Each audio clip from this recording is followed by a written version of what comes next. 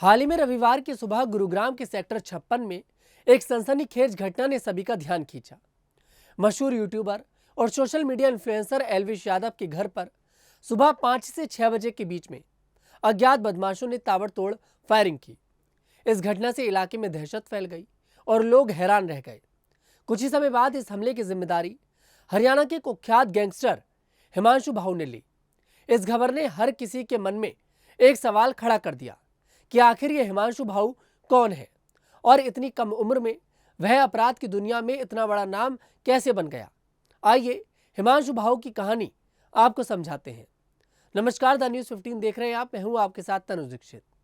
हिमांशु भाऊ, जिसे लोग छोटा डॉन के नाम से भी जानते हैं, हरियाणा के रोहतक जिले के रिटोली गांव का रहने वाला है। उसकी उम्र महज 21 से 22 साल है, लेकिन इस छोटी सी उम्र में वह दिल्ली, एनसीआर, हरियाणा, पंजाब और राजस्थान जैसे इलाकों में अपने आपराधिक कारनामों के लिए कुख्यात हो चुका है। उसकी कहानी तब शुरू हुई जब वह सिर्फ 17 साल का था। साल 2020 में एक छोटे से झगड़े में उसने अपने गांव के एक व्यक्ति पर गोली चला दी। यह घटना उसके अपराध की दुनिया में कदम रखने का पहला कदम थी, क्योंकि वह उस समय नाबालिग था। उसे हिसार के बाल सुधार गृह भेजा गया, लेकिन हिमांशु वहां ज्यादा दिन नहीं रुका और वहां से फरार हो गया। इसके बाद उसने पीछे मुड़कर नहीं देखा और अपराध की दुनिया में तेजी से अपने कदम जमाए।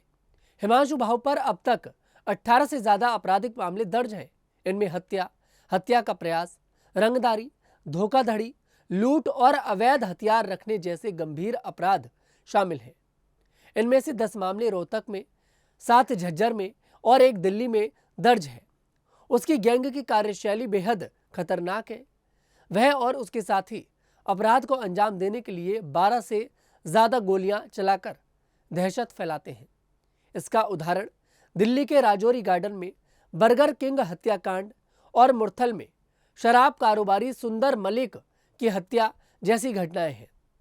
इन वारदातों ने न केवल पुलिस को चौंकाया, बल्कि आम लोगों में भी डर का माहौल पैदा कर दिया। साल 2022 में हिमांशु भाऊ ने कथित तौर पर जाली पासपोर्ट का इस्तेमाल करके भारत से भागने में कामयाबी हासिल करी। वह पहले दुबई गया और फिर वहां से पुर्तगाल चला गया। विदेश में रहते हुए भी वह अपने गैंग का संचालन करता रहा। वह नीरज बवाना और नवीन बाली गैंग से जुड़ा हुआ है और कुख्यात गैंगस्टर लॉरेंस बिश्नोई के गैंग के खिलाफ सक्रिय है। उसकी गैंग में शाहिल और योगेश कादियान जैसे प्रमुख सहयोगी शामिल हैं, जो विदेश से उसकी रंगदारी और अन्य आपराधिक गतिविधियों को संभालते हैं। हिमांशु की पहुंच इतनी व्यापक है कि वह विदेश में बैठकर भी भारत में अपराध को अंजाम देता है।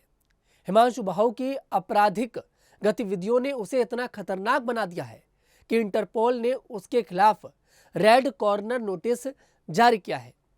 हरियाणा पुलिस ने उस पर 1.55 लाख रुपए और दिल्ली पुलिस ने 1 लाख रुपए का इनाम घोषित किया है। इसके अलावा राष्ट्रीय जांच एजेंसी एनआईए भी उसकी गतिविधियों की जांच कर रही है, क्योंकि उसका खालिस्तानी समर्थकों से संभावित संबंध होने की आशंका जताई जा रही है। यह बात उसे और भी खतरनाक बनाती है। हाल ही में एल्विश यादव के घर पर हुई फायरिंग की जिम्मेदारी लेकर हिमांशु भाऊ ने एक बार फिर सुर्खियां बटोरी हैं। इस घटना ने न केवल लोगों का ध्यान खींचा, बल्कि यह भी दिखाया कि वह कितनी आसानी से बड़े नामों को निशाना बना सकता है। उसकी गैंग की खासियत है कि वह अपने अपराधों को अंजाम देने के बाद खुलेआम जिम्मेदारी लेती है, जिससे पुलिस के लिए उसे पकड़ना और भी मुश्किल हो जाता है। हिमांशु भाऊ की कहानी यह दर्शाती है कि कैसे एक छोटे से गांव का युवक इतनी कम उम्र में अपराध की दुनिया का बड़ा नाम बन सकता है। उसका विदेश से गैंग चलाना, पुलिस की पकड़ से दूर रहना और गंभीर अपराधों में शामिल होना उसे एक खतरनाक गैंगस्टर बनाता है। पुलिस और जांच एजेंसियां उसे पकड़ने के लिए लगातार प्रयास कर रही हैं, लेकिन उसकी चालाकी और विदेश में छिपे होने के कारण यह काम आसान नहीं है। एल्विश यादव के घर पर फायरिंग की घटना ने एक बार फिर हिमांशु भाऊ को चर्चा में ला दिया है। यह घटना न केवल उसके आपराधिक साम्राज्य की ताकत को दर्शाती है, बल्कि यह भी सवाल उठाती है कि आखिर कब तक वह कानून की पकड़ से बाहर रहेगा। समाज और पुलिस के लिए यह जरूरी है कि ऐसे अपराधियों पर जल्द से जल्द लगाम लगाई जाए, ताकि आम लोगों में डर का माहौल खत्म हो और कानून का राज स्थापित हो। ये रिपोर्ट आपको कैसी लगी कमेंट सेक्शन में जरूर बताइएगा। मैं तनुज दीक्षित फिर आपसे मुलाकात करूंगा, तब तक के लिए हमारे साथ देखते रहिए द न्यूज़ 15।